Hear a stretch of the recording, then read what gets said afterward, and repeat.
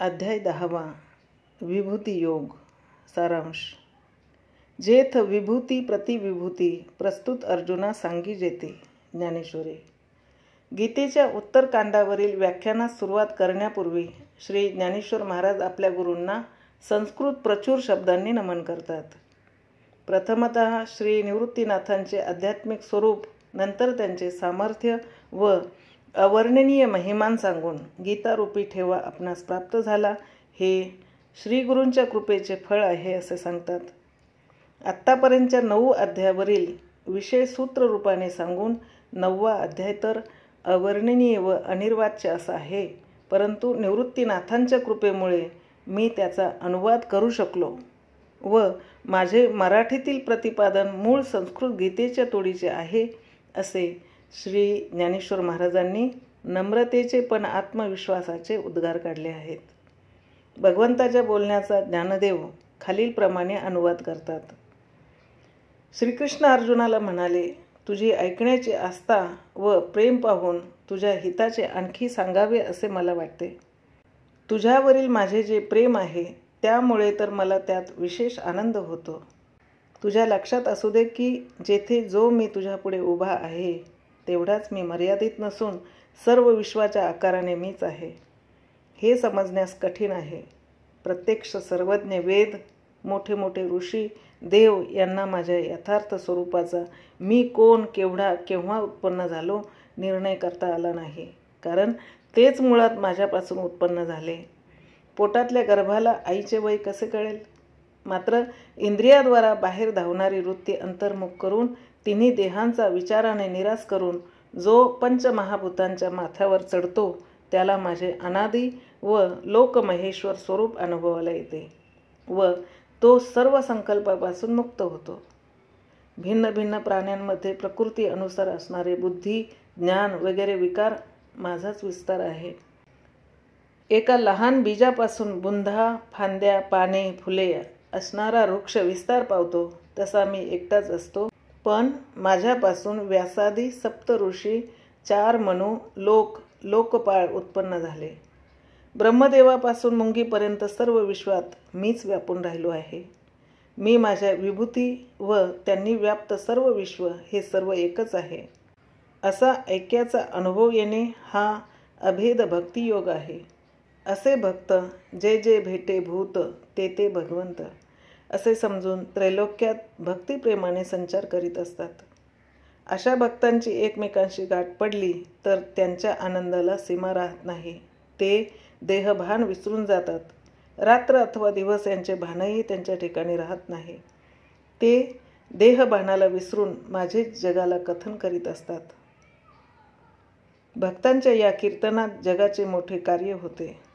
स्वर्ग, मोक्ष इत्यादी सुखांकडे या भक्तांनी केव्हाच पाठ फिरवलेली असते व माझे प्रेमसुख प्राप्त करून घेतलेले असते. पण त्यांच्या मनाचा मोठेपणा असा की हे आपण कमविले असताही भगवंतांनी ते आम्हाला दिले असे जगतात प्रसिद्ध करतात.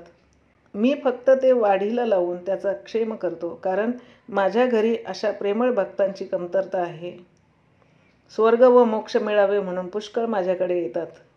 त्यांना त्या त्या गोष्टी देऊन वाटेला लावतो, परंतु माझ्याजवळचे जे खरे सुख आहे ते मी या प्रेमळांच्या करिता राखून ठेवतो. अज्ञान रात्रीतून माझे भक्त चालत असताना ज्ञानाची मशाल हातात घेऊन त्यांच्यापुढे मशालजी होऊन मी चालतो व त्यांना ज्ञानप्रकाश देतो. श्रीकृष्णाच्या या उपदेशामुळे अर्जुनाला आत्मज्ञानरूपी नवा जन्मच प्राप्त झाला. आपल्या आयुष्याची आज सफलता झाली असे वाटू लागले. श्रीकृष्णाला तो सखा समजत होता, त्याच्याऐवजी त्याला तो आता परब्रह्म, परमधाम भासू लागला. त्याच्या पायाशी उभे राहण्याची ही आपली योग्यता नाही हे त्याला पटले. आपल्या भाग्याचे तो वर्णन करू लागला. आजपर्यंत मोठमोठ्या ऋषींच्या मुखातून तुझे हे वर्णन मी ऐकले होते, पण त्यावेळी त्या बोलण्याची माझ्याकडून उपेक्षा झाली. पण आज तुम्ही मजवर कृपा केली म्हणून त्याच बोलण्याचा खरेपणा पटला व अनुभवही आला. जीवाला बुद्धीच्या सामर्थ्यावर तुझे ज्ञान केव्हाच होणार नाही. जर तूच कृपाळूपणे सांगितलेस तर हे शक्य आहे. तुझ्या दिव्य शक्तीने प्राप्त असलेल्या मुख्य नामांकित विभूती माझ्या लक्षात राहतील अशा सांग. सर्वच तू आहेस हे जरी खरे असले तरी चिंतनाकरिता परिमित विभूतीच पाहिजेत. पूर्वी 7व्या व 9व्या अध्यायात विभूती जरी सांगितल्या आहेत तरी त्या पुन्हा मला ऐकाव्याशा वाटतात, कारण त्यात माझी आवड आहे. आवडीचा यत कश्चित विषय पुन्हा पुन्हा सेवन करावासा वाटतो. मग हे तर जन्ममरण घालविणारे गोड अमृत आहे. शिवाय तुझ्या मुखातून येत असल्यामुळे ते मूर्तिमंत नाद ब्रह्मच आहे. अर्जुनाच्या बोलण्याने भगवानही संतुष्ट होऊन म्हणाले, आपल्या अंगावर किती केस आहेत याची जशी गणना करता येत नाही, त्याचप्रमाणे माझ्या विभूतींना मोजदाद नाही. अनंत असणारे आकाश हे जेथे माझ्या पोटात सामावले, त्या माझी व्याप्ती केवढी असली पाहिजे. असे म्हणून सर्वांच्या अंतर्यामी असणाऱ्या आत्म्यापासून सुरुवात करून भगवंतांनी अर्जुनाला मुख्य अशा 75 विभूती सांगितल्या. त्याचा अनुवाद करून स्पष्टीकरणार्थ श्री ज्ञानेश्वर महाराज म्हणतात, झाडाच्या फांद्या, फुले, फळे ही सर्व एकाच वेळी हस्तगत व्हावी असे वाटत असेल तर त्या झाडाचे एक मूळच उपटून हातात घेतले पाहिजे.